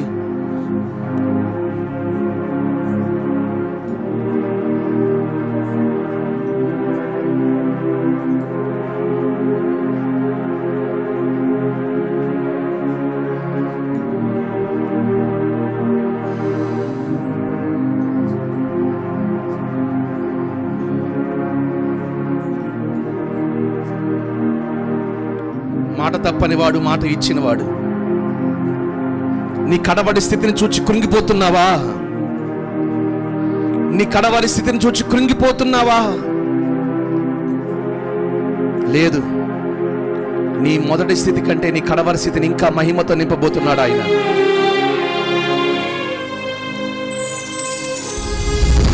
ఆయన చిత్తము నెరవేర్చబడేంత వరకు నువ్వు అగ్నిలో పడి దాటి వెళ్ళినావి నిన్ను కాల్చజాలవు. జలములో పడి నువ్వు దాటి వెళుతున్నావి నిన్ను ముంచజాలవు. నిన్ను కోరుకున్నవాడు నీతో ఉన్నాడు. నీ సమస్యలను ఏమీ చేయలేవు. నిన్ను వేధిస్తున్న రోగములను ఏమీ చేయలేవు. నీకు ఎదురవుతున్న ఇరుకులను ఏమీ చేయలేవు. ప్రతికూలమైన పరిస్థితులు నిన్నేమీ చేయలేవు.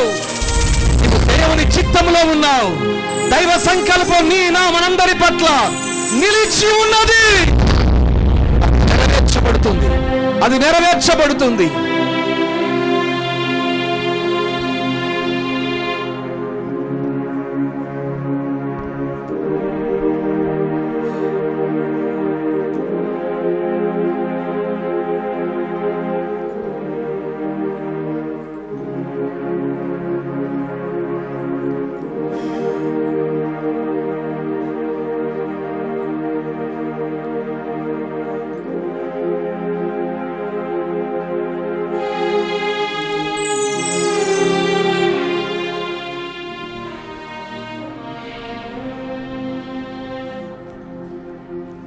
యేసేపు జీవితంలో దైవ చిత్తం జరగకుండా, దానియేలు, దావీదు, పౌలు జీవితంలో దైవ సంకల్పం నెరవేర్చబడకుండా ఎన్నో ఎదురొచ్చాయి. కానీ అవి ఏమీ ఆపలేకపోయాయి. దైవ సంకల్పం నెరవేర్చబడింది. నీ నా పట్ల కూడా దైవ సంకల్పం నెరవేర్చబడుతుంది.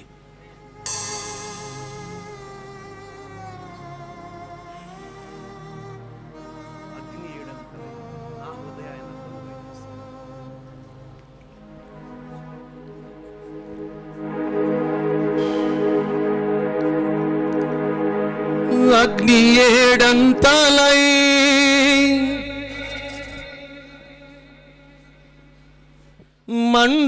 మండుచుండినను అగ్ని జ్వాలలు తాకలేదులే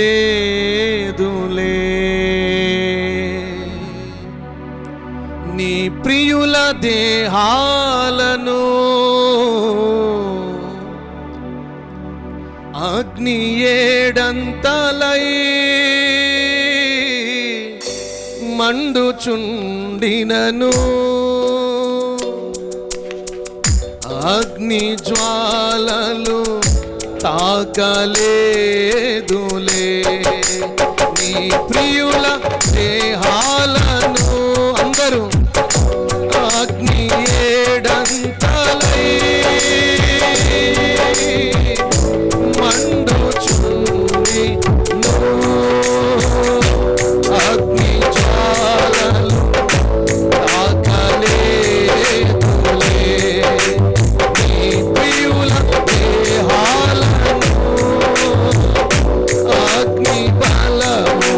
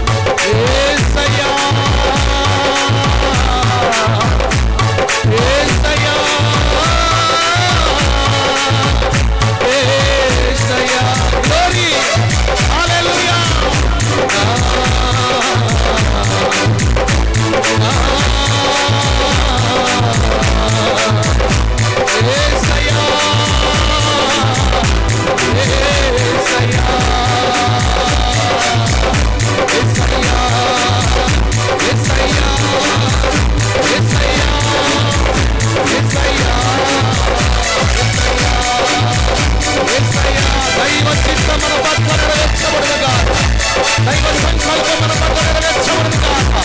మనుషుని విరోధమైన ఆలోచన నెరవేర్చబడును గాక. సాతాను ఆలోచనలు వినబడును గాక. దేవుని చిత్తం మన పట్ల నెరవేర్చబడును గాక.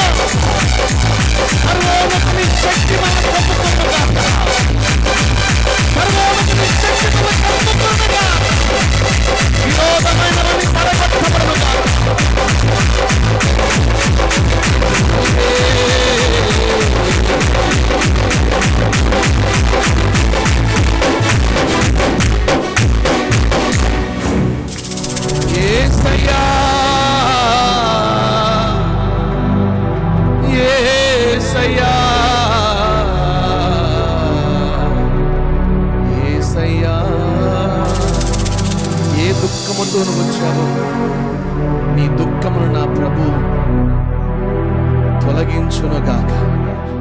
నీ ముఖము మీద ఉన్న ప్రతి బాష్ప బిందువును నా ప్రభు తుడిచివేయునుగాక. తిరిగి సంతోషములోనికి మనము ప్రవేశించుదుముగాక. తిరిగి ఆరోగ్యములోనికి మనము ప్రవేశించుదుముగాక. తిరిగి తిరిగి తిరిగి మరలా క్షేమములోనికి మనము ప్రవేశించుదుముగాక. ఈ 6వ నెల ప్రభు ఇచ్చిన మాట, నేను నీకు తోడై ఉన్నాను, ధైర్యము తెచ్చుకుని పని జరిగించు. ఆయన అభిషేకము మనకు కలుగునుగాక. ఆయన అభిషేకములోనికి మనము ప్రవేశించుదుముగాక. తిరిగి ఆత్మీయ ఉజ్జీవము సంఘములో తిరిగి మరలా ప్రారంభించబడునుగాక. చప్పట్లు కొడుతూ గట్టిగా కొట్టండి. సంఘమునకు కంచి వేయబడునుగాక. మరణాలు తొలగిపోవునుగాక. దీర్ఘాయుష్యవంతులముగా సంఘములో ఉన్న మనందరం ముందుముగాక.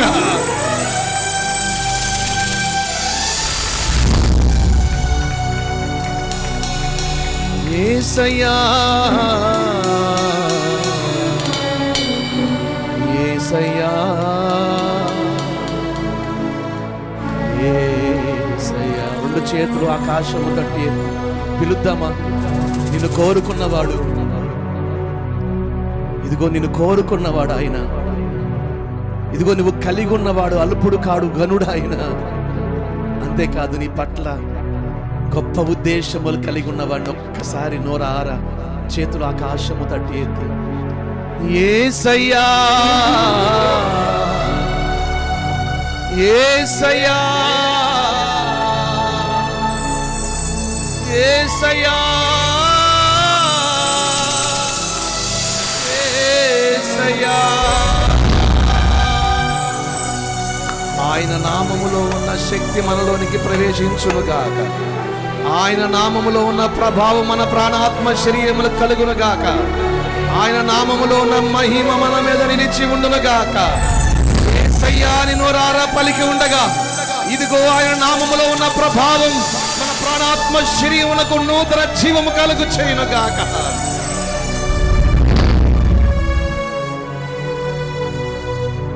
భయాలు, కలవరాలు, ఎదురాడుతున్న అంధకార క్రియలు సంఘములో ఎవరిని ఏ రీతిగా వేధిస్తున్నాయి అవన్నీ విడిచిపోవునుగాక, విడిచిపోవునుగాక, విడిచిపోవునుగాక.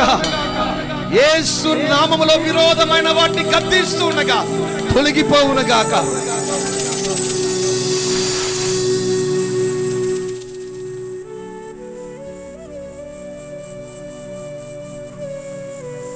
జీవిత పయనములో ధైర్యం తెచ్చుకోవడానికి ఏం కనపడట్లేదా? ఎటు చూచినా నిరుత్సాహమైన. అందుకనే ప్రభు ఈరోజు చెప్తున్నారు, నన్ను బట్టి ధైర్యం తెచ్చుకో, నిన్ను కోరుకున్న దాన్ని బట్టి ధైర్యం తెచ్చుకో, నీ పట్ల నేను కలిగి ఉన్న ఉద్దేశాలను, సంకల్పాన్ని బట్టి ధైర్యం తెచ్చుకో.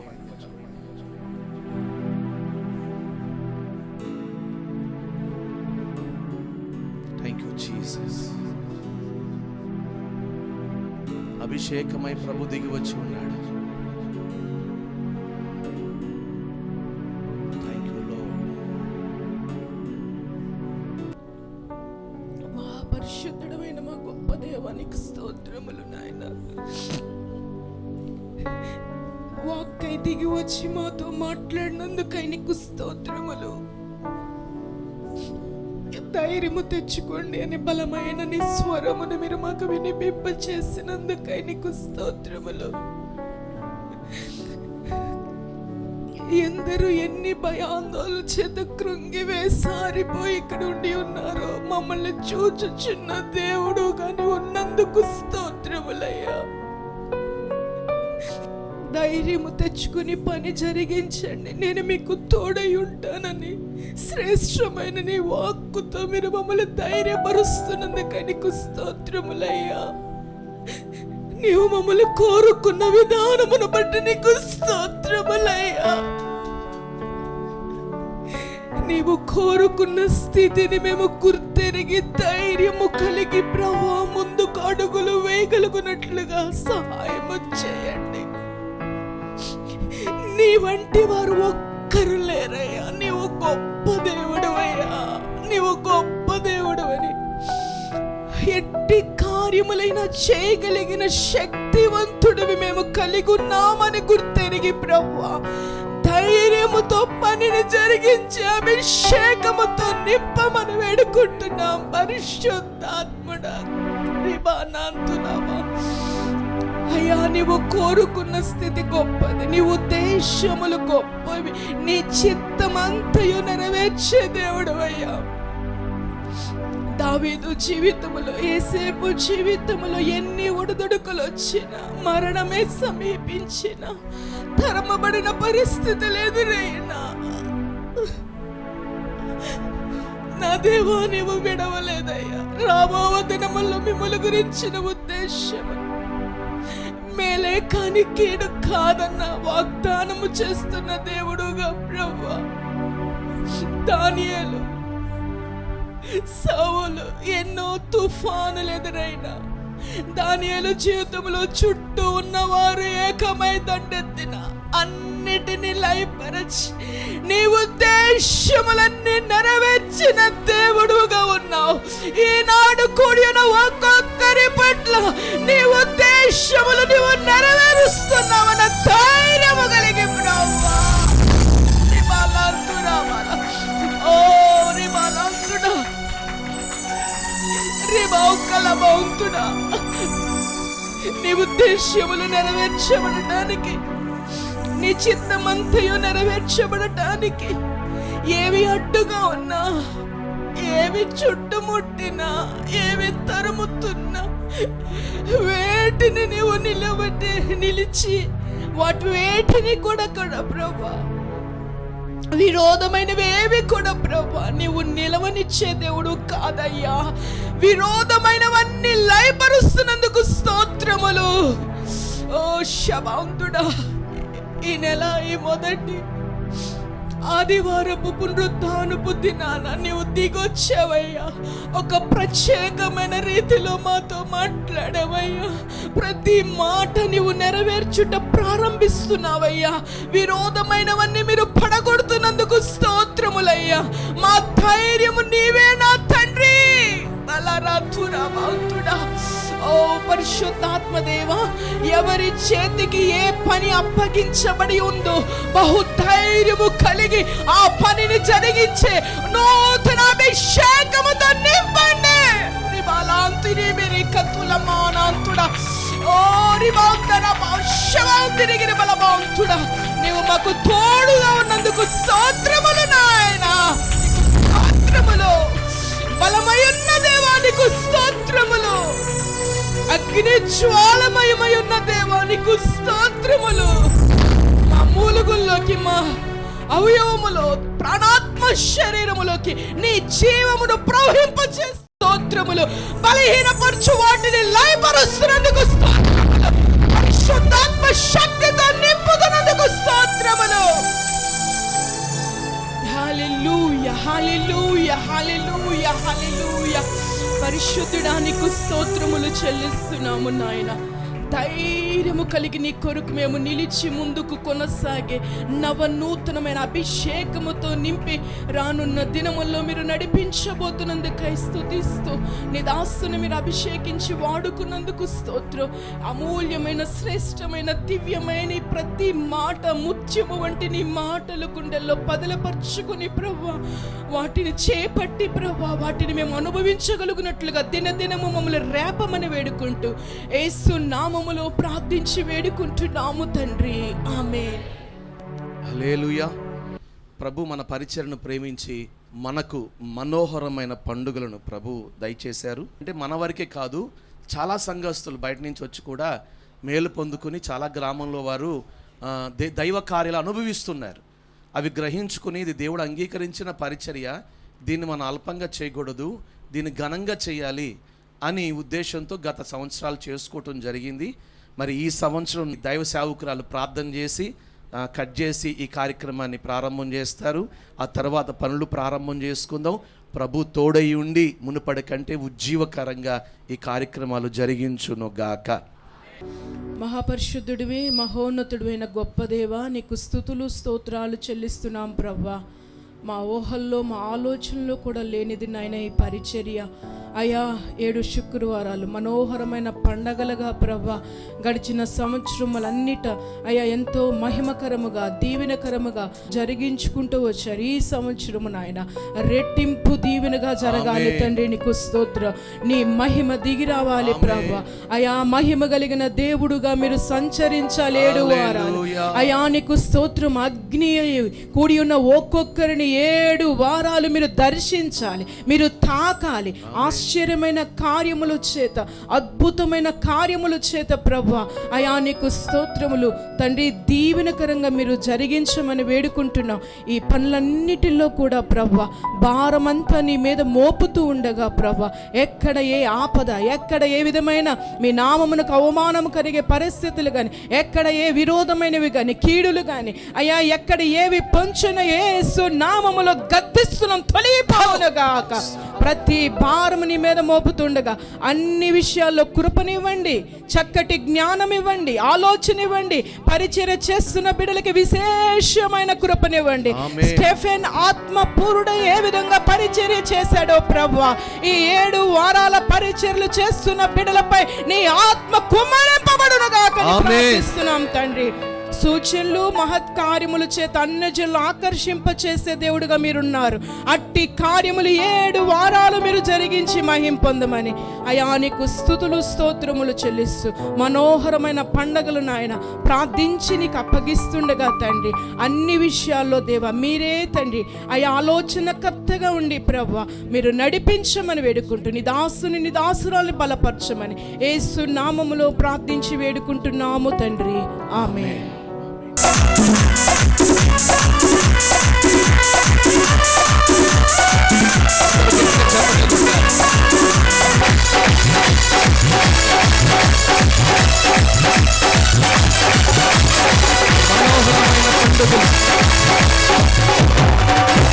గాస్పెల్ సెంటర్ మనోహరమైన పండుగలు 7 శుక్రవారాలు 2025 జూన్ 20, 27, జూలై 4, 11, 18, 25, ఆగస్టు 1 ప్రతి శుక్రవారం 6:30 ఇదిగో కుటుంబ రక్షణ సమాధానం కొరకు, దైవిక స్వస్థతల కొరకు, యవనస్తుల కొరకు, వివాహం కొరకు, ఆర్థిక ఆశీర్వాదం కొరకు, గర్భఫలం కొరకు, పరిశుద్ధాత్మ అభిషేకం కొరకు 7 శుక్రవారాలు ఒక్కొక్క అంశం కొరకు ప్రార్థన చేయటం జరుగుతుంది.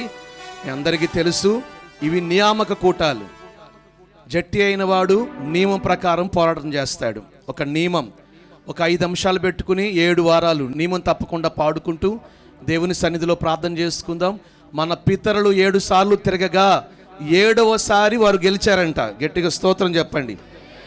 ఎరుకో గోడలు కూల్చబడ్డాయి. నయమాను 7వసారి దైవిక స్వస్థత పొందుకున్నారు. బైబిల్ లేఖనాల ప్రకారం పెద్దలు నియమించిన అనుభవం 7లో ఏమీ లేదు, శుక్రవారాల్లో ఏమీ లేదు. మనం నియమించుకున్న నియామకంలో ఉంది. కాబట్టి మనందరం కలిసి కుటుంబాల కొరకు ప్రార్థన చేద్దాం. ప్రభు మునుపటి కంటే వీటిని ఆశీర్వాదకరంగా జరిగించును గాక. కాస్త బిగ్గరగా స్తోత్రం చెప్పు.